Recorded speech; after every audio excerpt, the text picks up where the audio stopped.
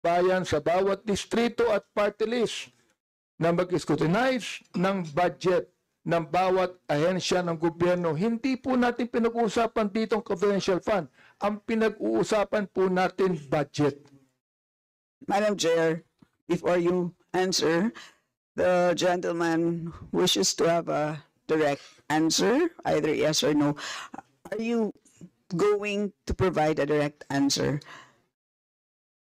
Honorable Abante? So, what is the answer?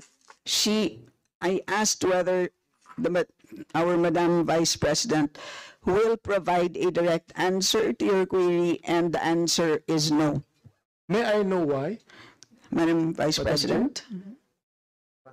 And her answer is no as well. I don't think that would be the right answer, Ms. The question is, may I know why? And her answer is no. Would that be the right answer to the question why? Madam Vice Madam Chair. President, do you wish to comment? Madam Chair, hindi dahil hindi niyo gusto yung mga sagot ko, hindi niyo gusto yung manner ng pagsagot ko, at hindi niyo gusto ang mga sinasabi ko, hindi ibig sabihin na Madam Chair. hindi ka sinasagot Madam Chair, ang mga point of tanong. order. Yes, Honorable Mali po Abante. yata ang sinasabi niya, hindi niyo gusto. Hindi yung niyo. Madam Chair, wag niyong isali dito ang aking mga kasamahan dito. Ako ang nagtatanong. Sabihin mo sa akin, hindi ko gusto ang tanong mo. Yun lamang ang dapat niyang sabihin sa akin.